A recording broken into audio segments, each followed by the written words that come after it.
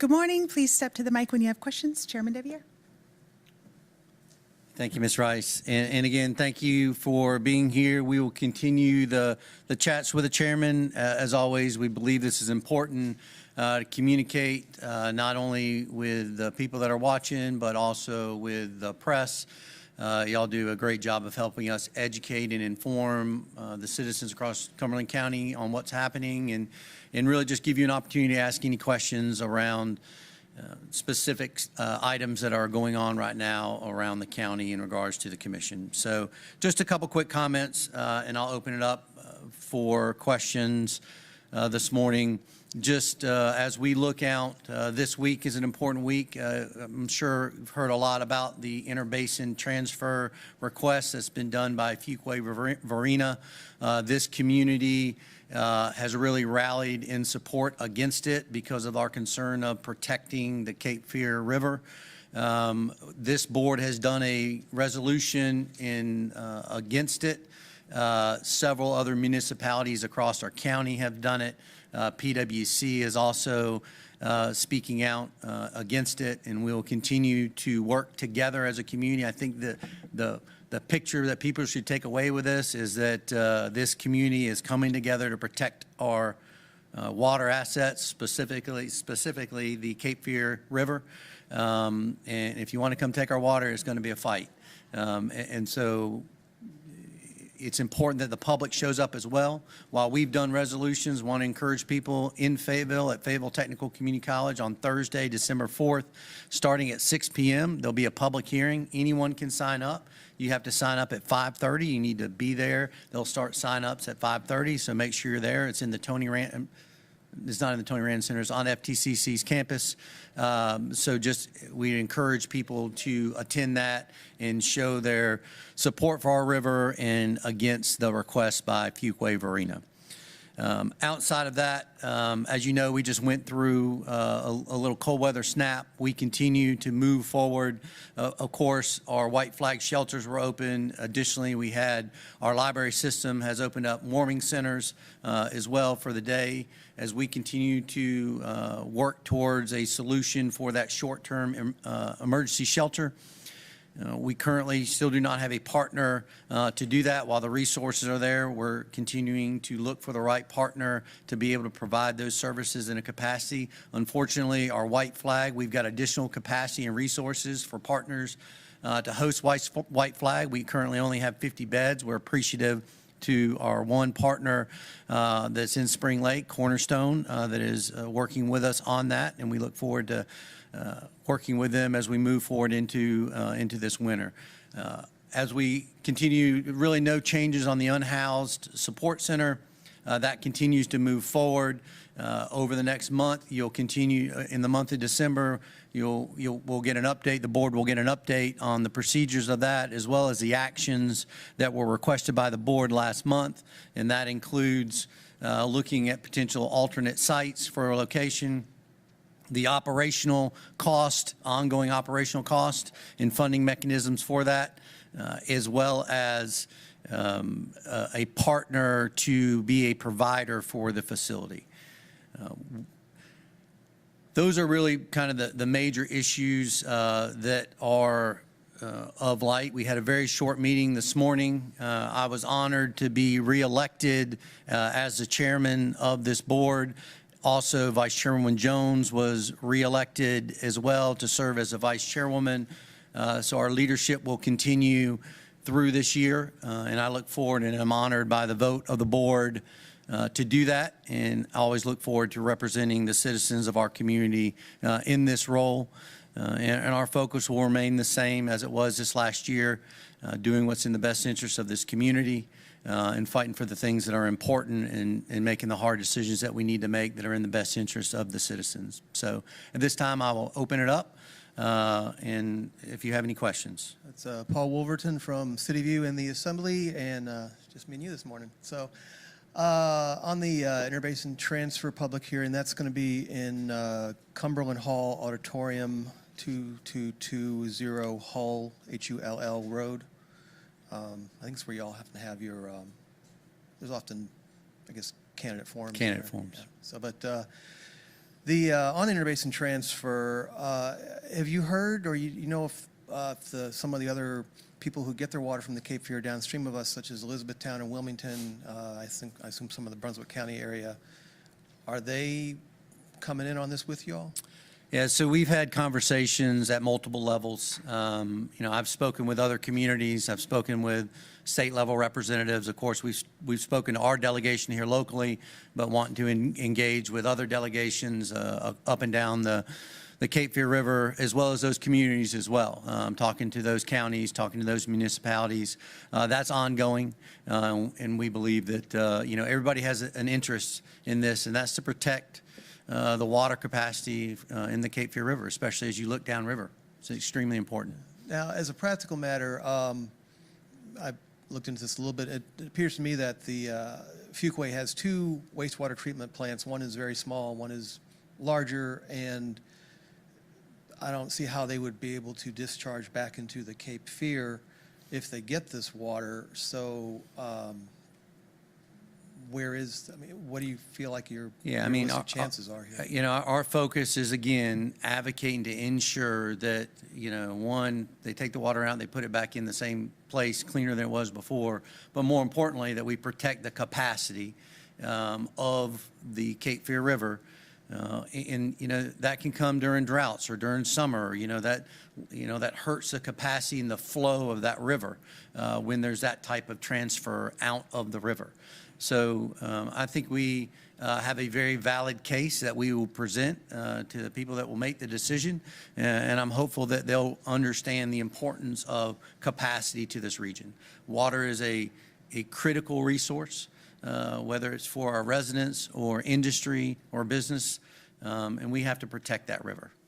About 20 or so years ago, this came up, but what's come up a lot over It's come the up a years. lot. And there was in one of the instances, Senator Tony Rand from Fayetteville, who was one of the highest ranking lawmakers at the time. He brought in his capabilities, let's say, and negotiated with Cary. This was a dispute back then between Cary and Fayetteville, and got a resolution that the people down here in Cumberland County found acceptable. Do we have the same level of juice now with our General Assembly? Can Senator McGinnis or Representative Wheatley help us out? There's a lot of ways that we can work towards a solution. I believe that the more communities that we have united, the more communities that we have up and down the river that are impacted the same way, that creates a very loud voice. And while our delegation is extremely supportive, we also want to ensure that those voices from those communities are projected forward so they understand the impact that's happening. I feel good about the coalition that's being built and that will be continue to be built. These public hearings are just that. We'll continue to work in a way that we can build this coalition up and down the Cape Fear River in these different communities with the different, not only community leaders, but elected officials as well. Okay. Now, congratulations on getting reelected. Thank you. When is the last time that a chairperson has served 2 terms in a row, to your knowledge? I'm unaware of another time that there was, but I may be incorrect. I'm not a historian, but I don't believe in many recent years that's happened. So this does seem to be call it a break-in tradition, I guess. It's like traditionally the vice chair elevates to the chair. Of course, Vice Chair Jones, of course, she got reelected also. She also supported you in this. Why break the tradition? I can't speak for why people voted. That's a question for you to ask the individuals how they voted and why they chose to support. I will tell you that I asked every individual to support me. I felt like we had good momentum in what we were doing. We were focused on the right things. We tackled a lot of big challenges this year, and we've got momentum. And so I wanted to continue to move forward this year and ensure that we were able to finish some of the things that we've been working towards and ensure that the priorities that we set last year and that we worked towards this year with clean, safe drinking water, with funding public education, with ensuring that we're creating the workforce we need to create, but also being good stewards of the tax dollars. I want to ensure that I can continue to lead forward in that and seize on this momentum and stay focused on those things and not on anything that may come our way, but make sure that we're committed to the community. And I felt like I had the leadership to do that. Obvious, when I became the chair after just swearing in, that was a little bit of a different change as well. So I tend to, I asked for the people's support. I asked for the board's support, and their vote was I can't speak to their vote. I'll let you ask their vote, but their vote was a vote of confidence in my leadership, and I was honored to have Ms. Council, Commissioner Council nominate me, and for her support. She actually talked to me several months ago about doing this again in my leadership. What about, I noticed that Commissioner Tyson and Commissioner Patel did not vote for Commissioner Jones for vice chair, so, and they're also the only Republicans on the board, and that's been an issue in the past where the Republican members of the board felt that they weren't getting into leadership positions on Democratic board. What's going on with there? With one of them wanting to be the vice chair, or? Again, it's a question for them individually. I know that Commissioner Tyson and Commissioner Patel have been an incredible team members of this board. Have been advocates in the public safety arena, in Parks and Rec, with clean water, with what we did with the tax rate. They were critical parts of the momentum and the achievements that this board had over this year. I appreciate their support of my leadership to continue to move forward, but I will let you entertain that question with them. But I believe they want to continue the same momentum that we had, but I don't want to speak for them. And I guess similarly, I should ask Commissioner Adams why he didn't support either you Correct. or Ms. Jones. So, all right. So going into the next year, what's your top priority on any particular item or project? I think it's really clear. My top priorities remain since the time I took office in this role and even in previous roles in public office is clean, safe drinking water, focusing on our infrastructure across our community.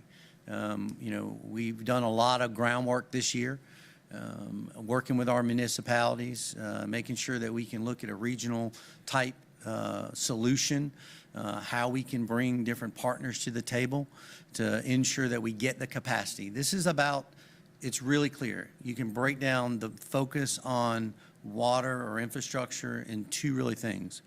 We need to ensure we have short and long-term capacity of water and sewer, and we need to protect the Cape Fear. It's that simple. It's just that simple. So everything we do goes through that litmus test. So we're going to continue to work. We laid a lot of groundwork, a lot of plans. Our staff has done a tremendous amount of work with our partners as well as the municipalities to bring this regionalization together, to collaborate, to share resources, to make sure that our focus is not siloed capacity, so capacity in this community or that community, but capacity as we look across Cumberland County. And then, quite frankly, as I begin to talk to other communities, is capacity across this region.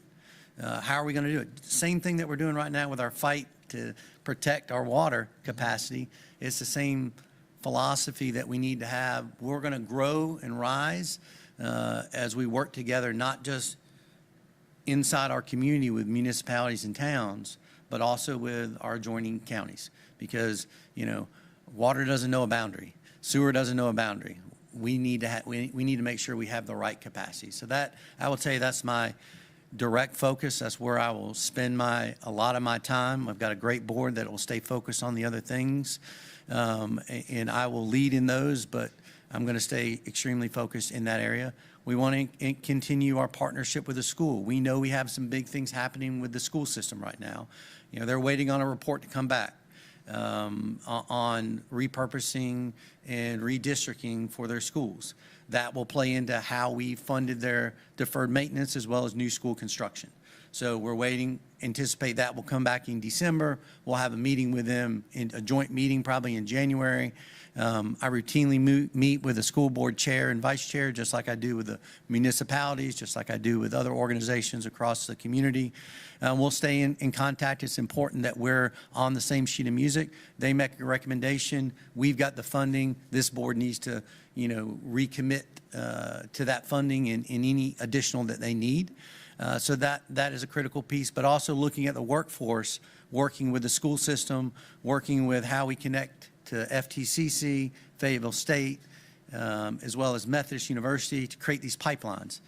7th, 4th grade, all the way up through, we can create our own workforce here organically, whether it's in healthcare, whether it's in technology, cybersecurity, we have those assets here. So working to be that, working to ensure that that gets connected in a more concrete way is important and will be another focus. We've got some things that we still need to get done. I didn't talk about Joint 911 in my earlier comments, but in speaking with Mayor Colvin, we look to, as he gets his new council board tonight, and I look forward to being at that swearing in tonight and working with Mayor Colvin over this next year. We've had a great relationship this year, so I look forward to continuing that. I think we will have some conversations in December and look to have another joint meeting in January. Feel optimistic about where we are. We're putting out a survey now that will get some feedback from some of the users, which is something that the city asked for and we talked about in our joint meeting. So we'll provide that information in December and look to move forward in January with Joint 911. So I feel good about putting a bow on that. That's been a long time coming. I feel confident, and I believe Mayor Colvin does as well. But then also, as we look at how we enhance our parks and recs out in our community area, working with the city of Fayetteville, who's our partner in that right now through an interlocal agreement, to be able to ensure that the resources that we need down in our growing municipal towns and unincorporated areas. We know we're seeing an increase in population. We need to make sure that there's those parks and recreation services are there. And then we've got a mechanism to really make sure that there's accountability as well as, growth of those resources. On 911, you have any sense that with 3 new council members come on board that they might be more amenable to the joint leadership as opposed to the city staff being in charge that the city had previously favored? I can't speak to that. I think, we'll continue to have conversations with them. I think it's important that board members communicate. One of the things that I said after that meeting is, I think it's important that city members, city officials talk to county users. So come out and talk to our volunteer fire departments. Come out and talk to the sheriff. Come out and talk to not just the city users. And likewise, our board should talk to the city users as well. They have some different level of services. I really think that, an understanding of what it looks like. This is the first time we've integrated mental health in. We're moving forward with mental health with our partnership with the Alliance to make sure we have mental health in our PSAP. The city's talking about it, the city's talking about mental health response as well. Yeah. So it just makes sense. This has not been offered to the table before. The proposal around joint governance takes who's in charge out of it. You create a joint board. It's pretty straightforward, trying to eliminate a lot of the obstacles and get to a yes. And I think that, our boards now will have those conversations, and I think that's where we need to be in talking to the different user sets. And, I feel very optimistic that we'll get there. I know our board's willing. We had unanimous support to move forward at that meeting. I can't speak to the dynamics at that meeting on the city side, but you've got new members coming on the city council. We'll continue to, and you had some members absent from the city side as well. Yeah, So, there were 2. but I do feel in my conversations following that meeting with Mayor Colvin that I feel optimistic about where we'll be. All right. I think I'm good. Anything else? No, that's it. Thank you for your time. Thank you. Ms. Rice, I'll turn it back over to you.